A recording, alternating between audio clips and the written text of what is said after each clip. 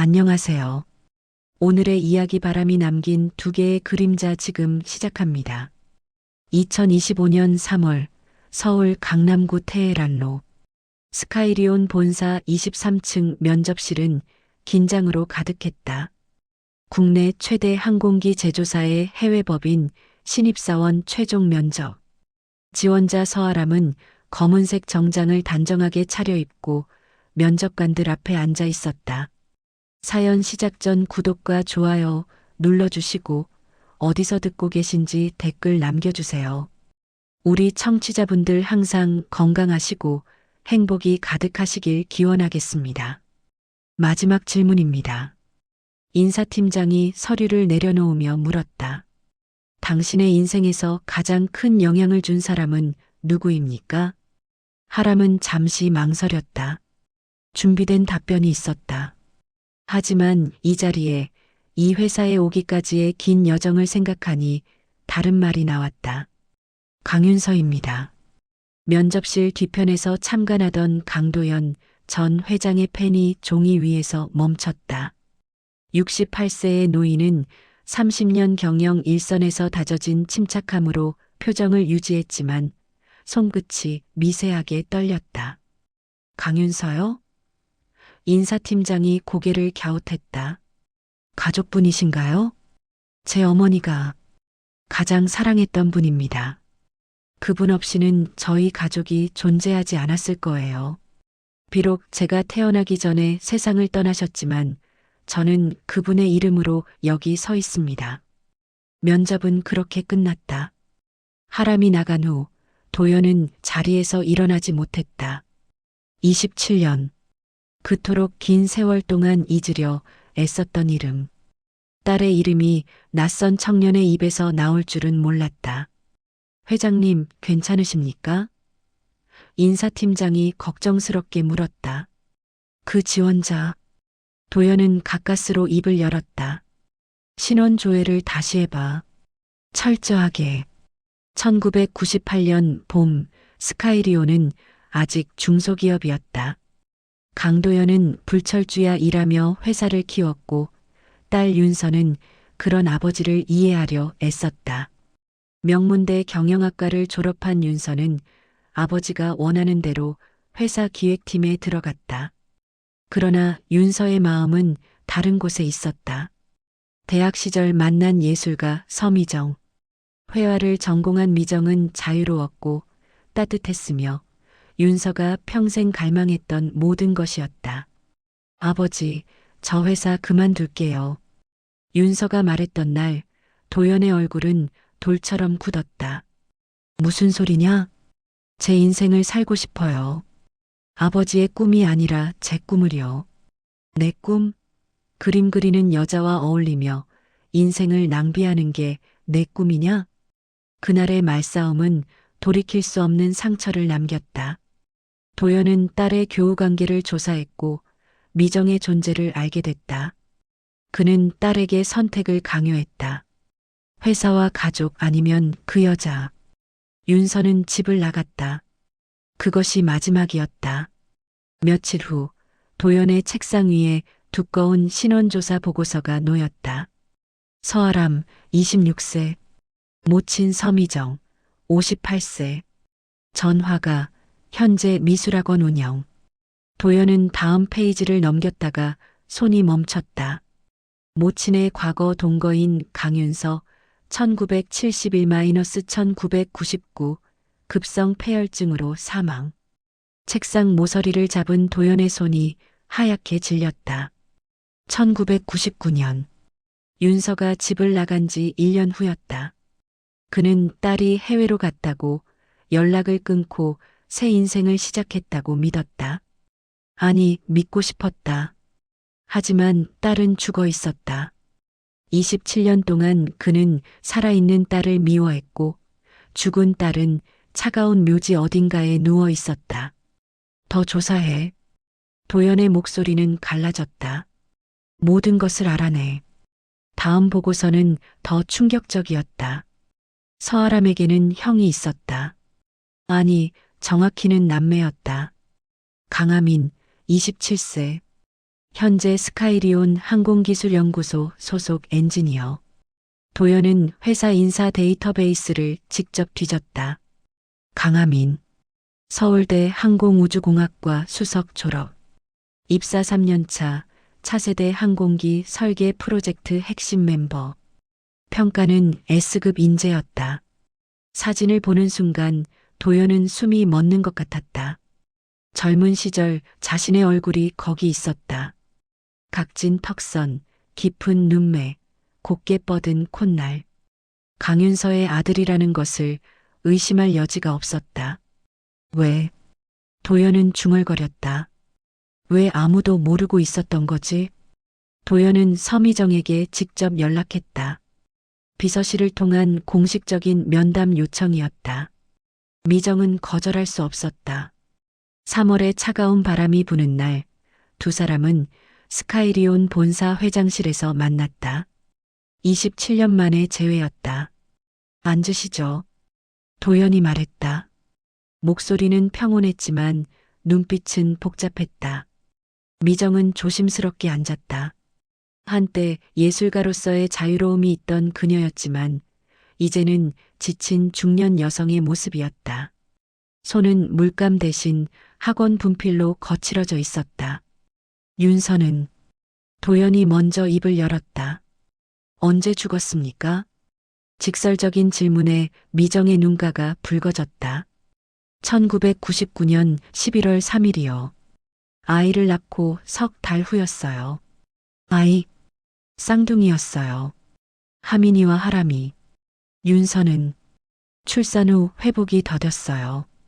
병원비가 없어서 제대로 치료받지 못했고 결국 산후 합병증으로. 미정은 말을 잇지 못했다. 도연은 창밖을 바라봤다. 고층 빌딩 너머로 서울의 스카이라인이 펼쳐져 있었다. 그가 평생 쌓아 올린 성공이었다. 하지만 그 성공의 그림자 속에서 딸은 홀로 죽어갔다. 왜? 도연의 목소리가 떨렸다. 왜 연락하지 않았습니까? 연락했어요. 미정이 조용히 말했다. 윤서가 임신 사실을 알고 편지를 보냈어요. 3통이나. 하지만 답장은 없었죠. 편지, 나는 받지 못했소. 회장님 비서실로 보냈어요. 1998년 5월, 7월, 9월. 3번 모두요. 도연은 그때를 떠올렸다. 1998년은 IMF 직후였다. 회사가 파산 직전까지 갔던 시기. 그는 정신없이 회사를 살리느라 사적인 우편물은 비서에게 모두 맡겼다. 아마도 비서가 걸러냈을 것이다. 문제가 될 만한 연락은 회장에게 보고하지 않는 것이 관례였으니까. 두 아이는. 도연이 물었다. 왜 따로 자랐습니까? 미정은 깊은 한숨을 쉬었다. 제가 둘 다 키울 수 없었어요. 경제적으로도 사회적으로도. 1999년에 한국에서 미혼모가 쌍둥이를 키운다는 건. 그래서 윤서의 외가에서 하민이를 데려가셨어요. 윤서 어머님은 일찍 돌아가셨지만 외삼촌이 계셨거든요. 의사였던 그분이 하민이를 키워주셨죠. 저는 하람이를 데리고 혼자 살았고요. 형제가 서로의 존재를 모른다는 말입니까? 하민이는 외가에서 자라며 부모가 사고로 일찍 죽었다고 들었어요. 저와 하람이의 존재는 몰랐죠. 하람이는 제가 키우면서 엄마의 옛사랑 이야기만 들려줬어요. 강윤서라는 이름을요. 도연은 머리를 감싸쥐었다. 손주 둘이 같은 도시에서 같은 회사에서 일하면서도 서로가 형제인 줄 모르고 살아왔다는 사실이 믿기지 않았다. 다음 날 도연은 항공기술연구소를 방문했다. 전 회장의 깜짝 방문에 연구소는 긴장했다. 강하민 연구원을 만나고 싶습니다. 하민은 작업복을 입은 채 회의실로 불려왔다. 27세의 청년은 설계도를 들고 있었다. 차세대 중형 항공기 날개 구조 개선안이었다. 앉게. 도연이 말했다. 하민은 영문을 모른 채 앉았다. 전 회장이 말단 엔지니어를 직접 부르는 일은 없었다. 자네 부모님은 어떻게 되시나? 갑작스러운 질문에 하민은 당황했다. 어릴 때 사고로 돌아가셨다고 들었습니다. 외삼촌께서 저를 키워주셨고요. 외삼촌 성함은 강재현입니다. 분당에서 내과 의원을 운영하고 계십니다. 도연은 고개를 끄덕였다. 윤서의 외삼촌이 맞았다. 자네 어머니 이름은 아나? 강윤서라고 들었습니다. 하지만 기억은 없어요. 제가 태어나자마자 돌아가셨다고 하셔서. 아버지는? 하민은 잠시 침묵했다. 모릅니다. 외삼촌도 잘 말씀해 주지 않으셨어요. 그냥 좋은 사람이었다고만 하셨죠. 도연은 청년을 오래 바라봤다. 자신의 피가 흐르는 손자, 재능 있고 성실하며 윤서를 닮은 눈을 가진 청년. 이번 주 금요일 저녁 시간 좀 내줄 수 있나?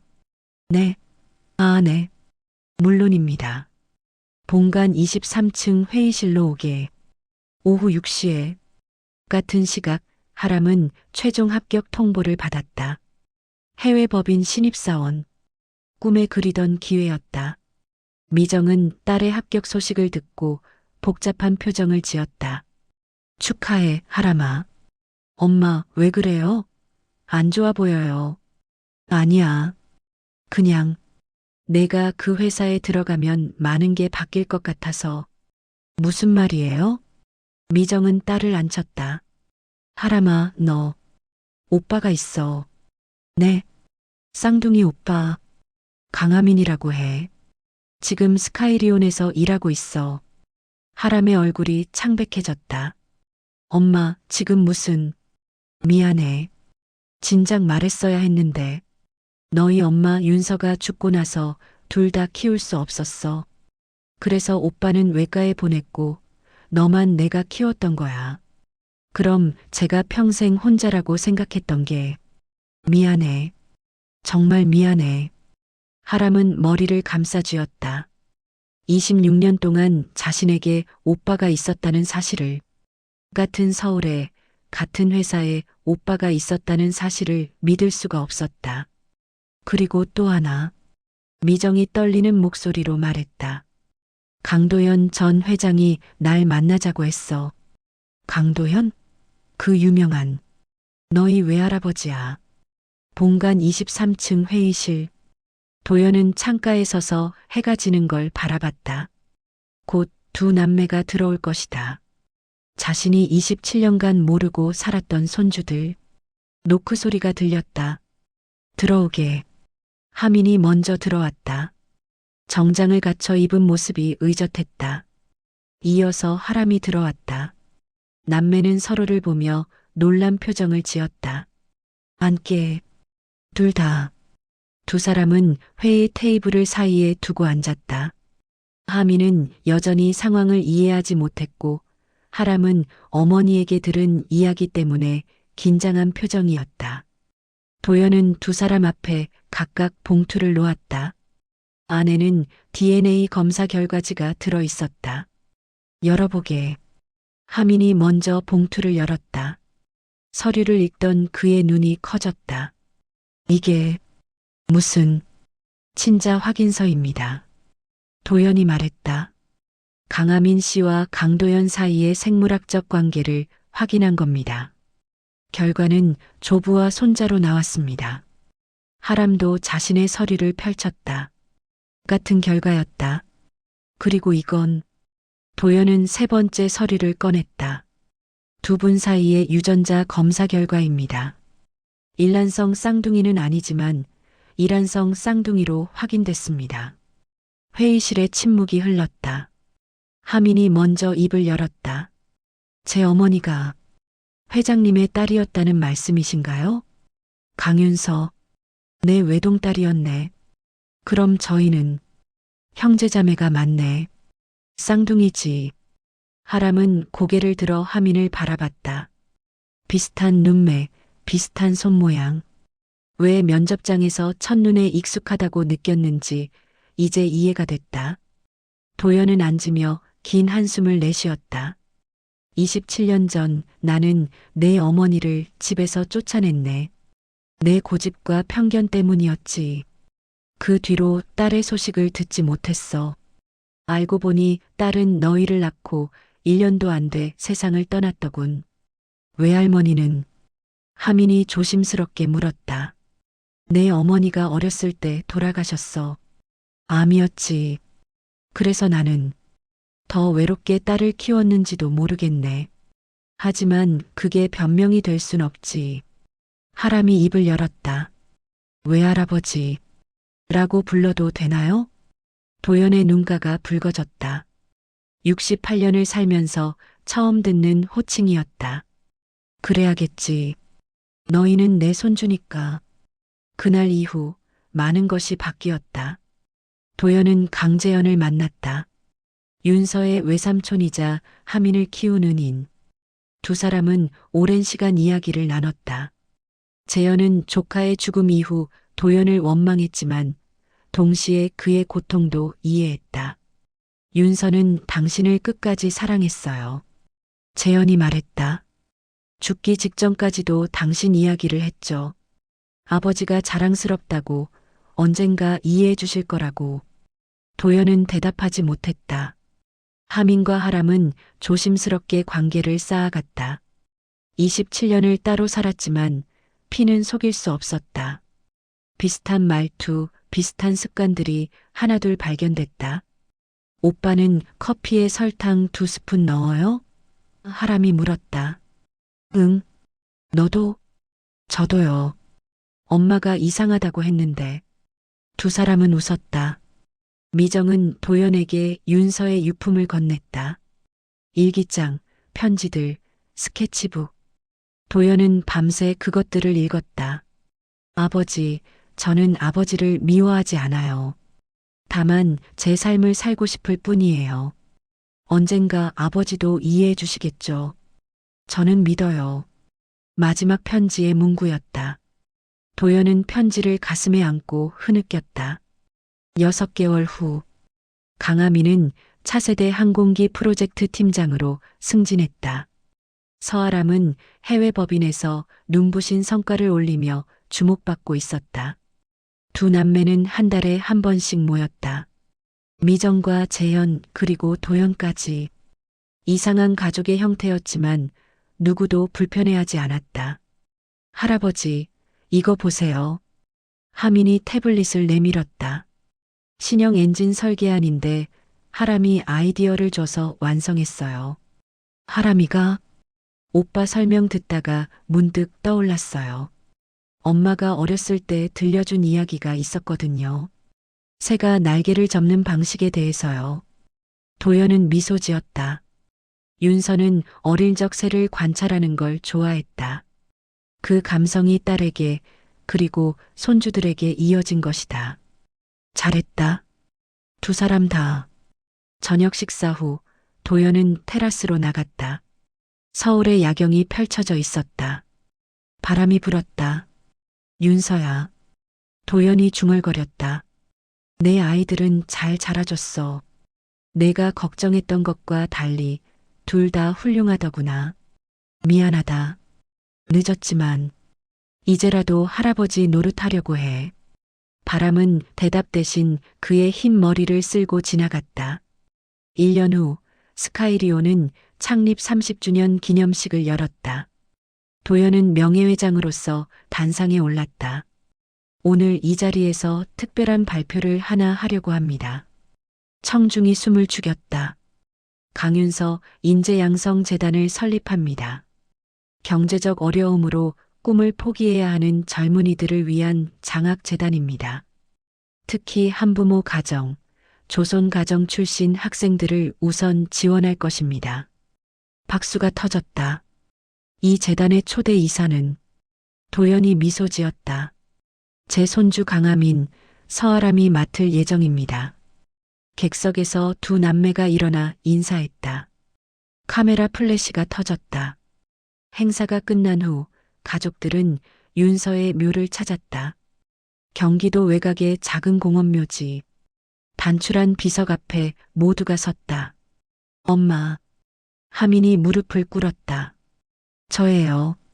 아들 하민이요. 늦었지만 인사드리러 왔어요. 하람도 옆에 무릎을 꿇었다. 엄마, 전 하람이에요. 엄마 이야기 많이 들었어요. 사랑한다고 전하고 싶었어요. 미정은 비석에 손을 얹었다. 윤서야, 아이들이 잘 컸어. 내가 걱정했던 것보다 훨씬 더 훌륭하게. 도연은 딸의 이름이 새겨진 비석을 오래 바라봤다. 윤서야, 아빠가 틀렸어. 내 선택이 옳았어. 미정 씨는 좋은 사람이었고 너희는 행복했을 거야. 비록 짧았지만 미안하다. 사랑한다. 바람이 불었다. 봄바람이었다. 묘지 주변의 벚꽃잎이 흩날렸다. 하민은 하람의 손을 잡았다. 하람은 미정의 손을, 미정은 도연의 손을, 도연은 재연의 손을 잡았다. 5사람은 원을 만들었다. 윤서가 남긴 사랑의 흔적들이 마침내 하나로 이어졌다. 이제 집에 가자. 도연이 말했다. 저녁은 내가 살게. 할아버지가 요리해요? 하람이 놀라서 물었다. 아니, 그냥 사는 거지. 뭘? 모두가 웃었다. 따뜻한 웃음이었다. 묘지를 떠나는 5사람의 뒷모습 위로 벚꽃이 눈처럼 내렸다. 봄은 언제나 새로운 시작을 약속했다. 그리고 바람은 떠난 이의 사랑을 남은 이들에게 전했다. 5년 후 강하민은 스카이리온의 최연소 CTO가 됐다. 그가 설계한 항공기는 국제항공 전시회에서 대상을 받았다. 시상식장에서 그는 말했다. 이 상은 제 어머니 강윤서에게 바칩니다. 그리고 저와 제 동생을 키워준 모든 분들께. 서아람은 해외법인 아시아 지역 총괄이 됐다. 어머니 미정의 그림을 사무실에 걸어두고 매일 아침 그 앞에서 하루를 시작했다. 그림 속에는 2마리의 새가 나란히 날고 있었다. 미정이 쌍둥이를 낳던 날 그린 작품이었다. 강윤서 재단은 지난 5년간 300명이 넘는 학생을 지원했다. 재단 사무실에는 윤서의 젊은 시절 사진이 걸려 있었다. 환하게 웃고 있는 25살의 얼굴. 강도연은 73세가 됐다. 매주 일요일 그는 손주들과 함께 윤서의 묘를 찾았다. 더 이상 사과하지 않았다. 대신 근황을 전했다. 회사 이야기, 손주들의 성과, 미정의 개인전 소식. 윤서야, 하민이가 또 상을 받았어. 내가 봤으면 자랑스러워했을 거야. 하람이는 싱가포르 지사를 혼자 꾸리고 있어. 대단하더라. 미정 씨가 60이 넘어서 다시 그림을 그리기 시작했어. 내 얼굴을 그리고 있더구나. 어느 일요일 하민이 무릎을 꿇으며 말했다. 엄마, 저 결혼해요. 좋은 사람 만났어요. 엄마처럼 용기 있는 사람이에요. 하람도 덧붙였다. 저도 곧 결혼할 것 같아요. 엄마가 사랑했던 것처럼 저도 누군가를 온전히 사랑하고 싶어요. 도연은 2 손주를 바라보며 눈시울을 붉혔다. 윤서가 남긴 사랑은 이렇게 계속 흐르고 있었다. 그날 저녁 5사람은 미정의 작은 집에 모였다. 거실 벽에는 가족 사진이 걸려 있었다. 도연, 하민, 하람, 미정, 재현. 그리고 중앙에는 윤서의 사진. 건배. 도연이 잔을 들었다. 우리 딸 윤서를 위해. 윤서를 위해. 모두의 잔이 부딪혔다. 창밖으로 봄바람이 불어왔다. 커튼이 흔들렸다. 누군가 웃는 것 같았다. 아니, 분명 웃고 있었다. 바람이 남긴 2개의 그림자는 이제 하나의 빛이 되어 가족을 비추고 있었다. 사랑은 때로 오해로, 고집으로, 침묵으로 단절됩니다. 하지만 진심으로 사랑했다면 그 흔적은 결코 사라지지 않습니다. 윤서가 남긴 것은 2 아이만이 아니었습니다. 용기였고 선택이었고 삶을 온전히 살아낸 흔적이었습니다. 27년이라는 시간은 길지만 사랑은 그보다 깁니다. 도연이 딸과 화해하기까지 걸린 시간, 하민과 하람이 형제임을 알게 되기까지의 시간, 미정이 다시 붓을 들기까지의 시간. 모든 치유에는 시간이 필요합니다. 이 이야기는 잃어버린 것을 찾는 이야기이기도 하지만 동시에 우리 안에 항상 있었던 것을 깨닫는 이야기입니다. 가족은 혈연만으로 만들어지지 않습니다. 용서와 이해, 그리고 함께하려는 의지로 만들어집니다. 바람은 보이지 않지만 그 흔적은 남습니다. 사랑도 그렇습니다. 윤서는 떠났지만 그녀의 사랑은 남은 이들을 하나로 묶었습니다. 그것이 바람이 남긴 그림자의 의미입니다. 우리 모두의 삶에는 바람 같은 누군가가 있습니다. 떠나갔지만 여전히 우리를 움직이는 사람. 이 이야기가 그런 이들을 기억하는 작은 기회가 되길 바랍니다.